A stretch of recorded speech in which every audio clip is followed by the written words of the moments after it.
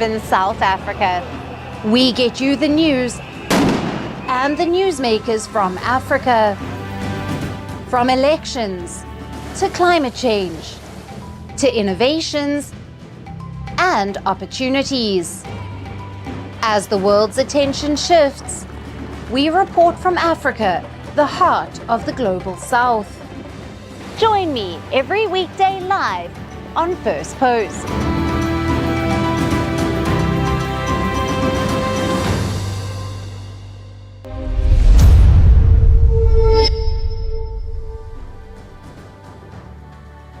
Hello and welcome to First Post Africa, where we get you the top stories from the continent and from across the world.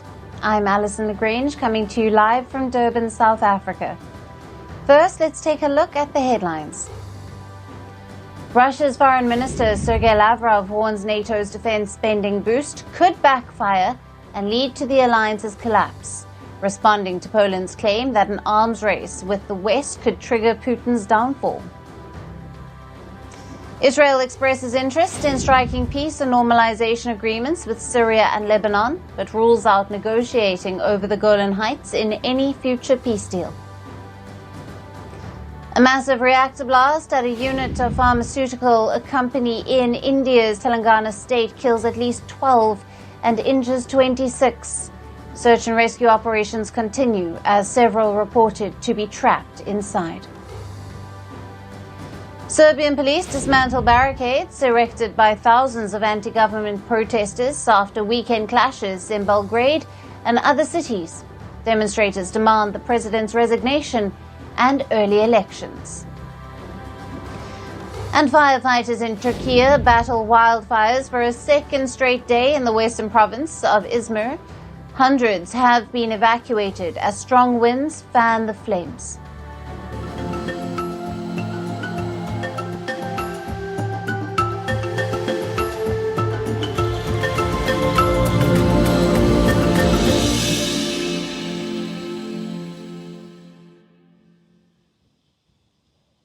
Hello and welcome. Let's begin with the mounting political tensions in South Africa. The country's fragile coalition government is facing a challenge. The Democratic Alliance Party has abruptly withdrawn from President Cyril Ramaphosa's National Dialogue Initiative, referring to it as nothing more than a waste of time and money.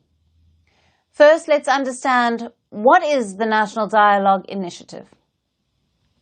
Last month, Ramaphosa launched a process to unite the country, referred to as a national dialogue.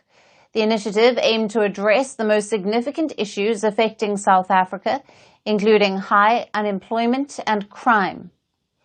Coming back to the latest spat between the two coalition partners, the DA's sudden withdrawal from the initiative comes after President Ramaphosa dismissed Deputy Trade Minister and DA member Andrew Whitfield last week over an unauthorized trip to the United States. Whitfield's dismissal sparked uproar in the DA. The DA head, Steenhuisen, denounced the decision and said that Whitfield had sent written requests for the trip, which had been ignored by Ramaphosa. John Steenhuisen also issued an ultimatum to the president, demanding the removal of ANC ministers and deputy ministers implicated in corruption within 48 hours and threatening grave consequences if the demands are not met. Steenhuisen also announced that his party would withhold support for the budgets of departments led by ministers accused of corruption.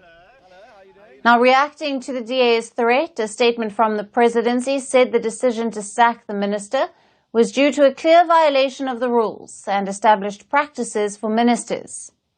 The statement also said that the president shall not yield to threats and ultimatums. Following this political showdown, media reports said that Ramaphosa had cancelled his trip to a UN conference in Spain amid concerns that the DA might exit the coalition. But Steenhuisen confirmed that the DA would remain in government and said that the party had also decided not to table a motion of no confidence against Ramaphosa for now. The DA and Ramaphosa's African National Congress, the ANC, are the two largest parties in South Africa's coalition government. The The two parties remain ideologically opposed and have clashed repeatedly over the past year. Their disagreement over this year's budget led to months of delays, and they have also sparred over policies aimed at addressing racial inequality, including the Land Expropriation Act. As the rift between the two coalition partners continues to widen, the stakes remain high for President Ramaphosa.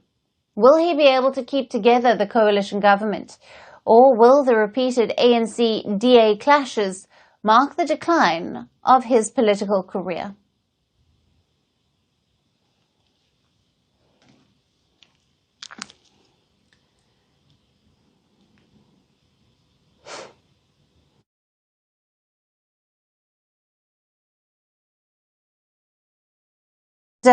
Joining us live on the show to discuss this further, we have with us Sean Duthie, who is the Director of Control Risks, coming to us live from Cape Town in South Africa. Thank you for being with us. Thank you for having me. Now, what does the DA's withdrawal from the national dialogue signal about the stability of the coalition government under Ramaphosa, especially so early in its formation? Yes, well, I mean, the DA's earlier threats last week of drastic consequences, which likely implied leaving the GNU, didn't happen. They pulled back and instead decided to leave the national dialogue, which is a project that was set up only 2 weeks ago by President Ramaphosa to allow for GNU party, civil society to discuss issues. But that really wasn't the heaviest message the DA can send. And I think the DA party, they know that they have more to lose if they decide to leave the GNU without a justifiable reason. So now they are pushing for fighting against corruption within the government. They're demanding the resignations of 3 ANC ministers who are accused of corruption. And this might be a route to force this confrontation with the ANC and give the DA the reasons it would need to leave the GNU, or better for the DA, to have the ANC unilaterally remove the DA from the GNU. This might happen considering that there are factions within the ANC that would like the DA out, and they would like to bring in the EFF or MK parties, which would result in a very negative market reaction, which ultimately the DA doesn't want to be blamed for. Yeah. And could the dismissal of the DA's Deputy Minister over unauthorized travel be seen as justified governance, or does it risk deepening the mistrust between the coalition partners? No, I mean, I would say ANC ministers have traveled in the past without approval, and they've not been dismissed. They have been punished with reprimands, but I think Whitfield's dismissal is much more likely because he's a DA member.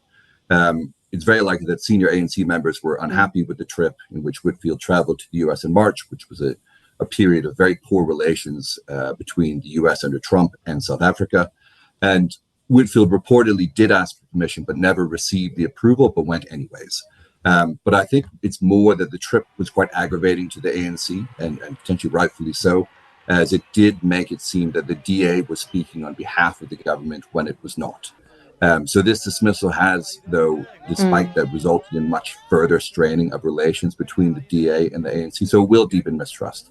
I think in South Africa, all the parties involved in the GNU, all the political parties in general, are still working out how to operate as a coalition or as a government of national unity.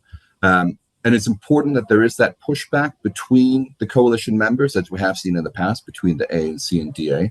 But it's looking more and more likely that the relationship between the two largest parties is irreconcilable. And Sean, what are the potential long-term implications if this fallout for Ramaphosa's ability to push key reforms and maintain unity within the GNU? What are the implications that could happen here? So, I mean, our analysis previous was that the most likely time, or the most prevalent time for the GNU to break, was after the ANC National Elective Conference in 2027. And then after that, whether Ramaphosa remained president of South Africa. But it's looking more and more likely that there's a consensus in both the DA and the ANC that it's not sustainable for them to work together. but neither party wants to be the one to be seen to break up the GNU. So the DA's latest red line is the removal of these ANC ministers accused of corruption, and we're waiting to see how the ANC responds to this. And as you noted, I mean, Ramaphosa has cancelled a trip to Spain. He's dealing with this, it seems, quite seriously. But the question is, what kind of pressure is he facing within the ANC to remove the DA from the GNU? And on the DA side, how willing are the the DA? How much are they basically going to take before they decide to voluntarily leave the GNU? So I think we can expect to see more divisions between the two parties. The ANC is likely to push policies the DA disagrees with, ramp up on BE policies, which it's already been doing. It might start implementing expropriation without compensation to try and make the DA leave. But the DA on their side, they have a lot of pressure from their donors, which are largely big businesses, to try and remain in the GNU and make it work. So it will come down ultimately to what is the red line for the DA and their donors to step away from this. And would they then just concentrate on increasing their votes in the 2026 municipal elections and then ultimately the 2029 national elections? All right. Sean, thank you for being with us on First Post Africa. It's always great to have you on the show. Great. Thank you.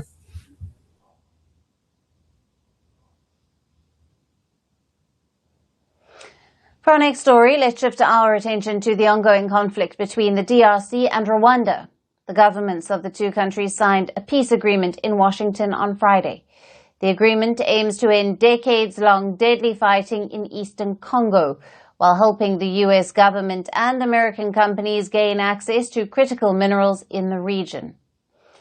As per the agreement, Rwandan troops will withdraw from eastern Congo within 90 days. The agreement also says that Kinshasa and Kigali will launch a regional economic integration framework within 90 days. The DRC's President Felix Tshisekedi has hailed the peace deal, saying that it has paved the way for a new era. Listen in.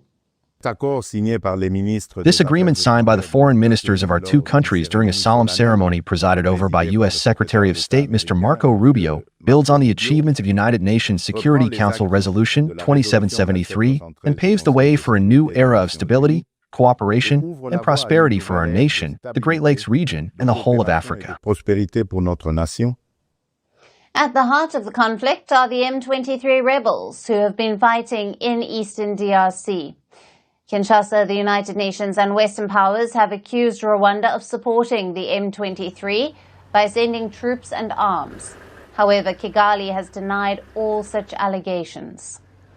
The conflict escalated earlier this year when the M23 rebels seized control of large parts of eastern DR Congo, including the regional capital of Goma, the city of Bukavu, and 2 airports.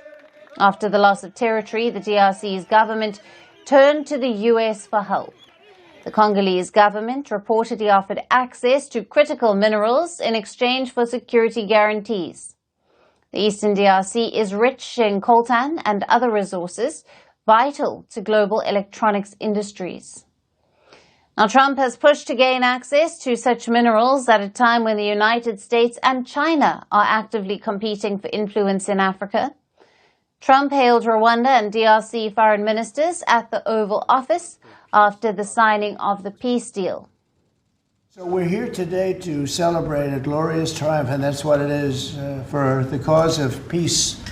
And this is a long time waiting, the signing of a historic peace agreement between the Democratic Republic of the Congo and the Republic of Rwanda. And I want to express my gratitude and congratulations to the representatives of the Democratic Republic of the Congo and the Republic of Rwanda, who signed this pivotal agreement a short time ago. They just signed right in front. And let me also thank Secretary of State Marco Rubio, who has worked very hard on this subject, and we've worked on it together, for his outstanding leadership, as well as Senior Advisor for African and Africa Affairs, Mossad Boulos. The Washington brokered truce signed between the two countries has been met with both praise and criticism. While the deal is seen as a turning point, analysts don't believe it will quickly end the fighting. Many Congolese see it mainly as an opportunity for the U.S. to acquire critical minerals needed for much of the world's technology. Moreover, the M23 rebels suggested that the agreement wouldn't be binding for them. The rebel group hasn't been directly involved in the planned peace deal, although it has been a part of other ongoing peace talks. Now, following the signing of the agreement, the former Congolese president, Joseph Kabila, took to X to criticize the deal as nothing more than a trade agreement. In his post, he questioned the choice of the deal's participants, saying the DRC was not at war with the states, depicted in a photo of the signing, which included President Donald Trump and other U.S. officials, as well as Rwanda's foreign minister. Now, his remarks seem to be an indirect criticism of the absence of the M23 representatives in Washington. Even residents back in the rebel-held city of Goma expressed concerns over the absence of the M23 representatives during the signing of the agreement.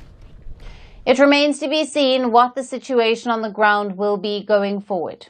Will Washington deal put a full stop to the bloody conflict, or will it simply enrich a few people with DRC's mineral resources to the detriment of the ordinary people?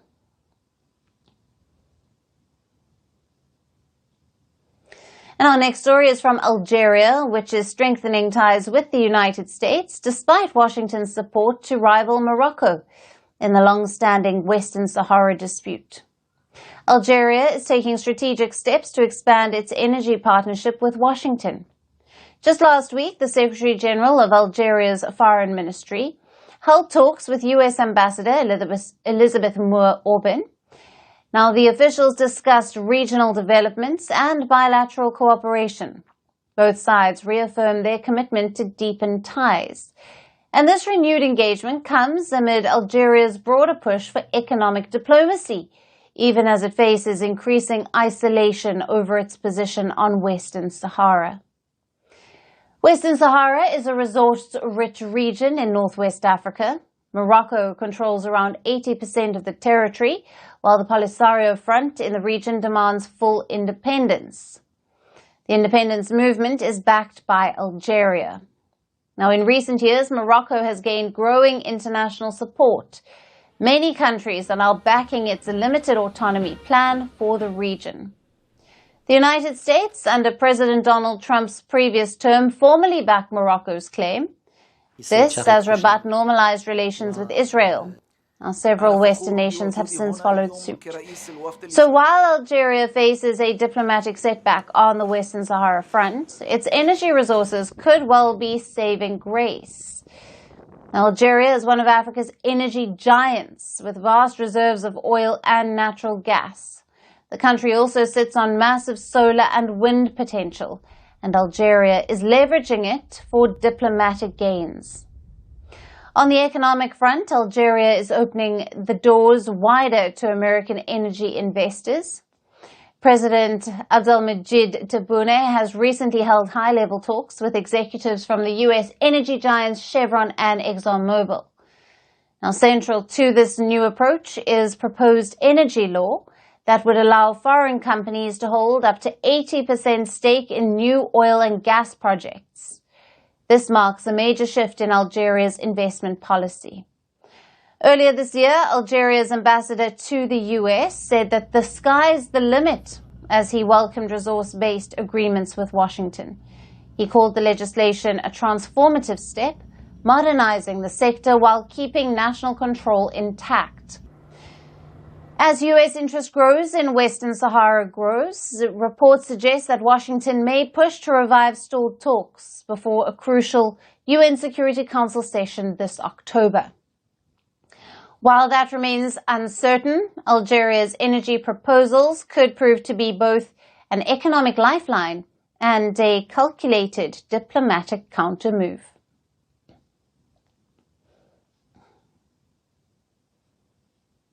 And for our final story today, we are turning back to South Africa, where a new action-packed heist video game is making headlines and challenging history. Now, the game is called Relooted, and it's not your usual heist shooter.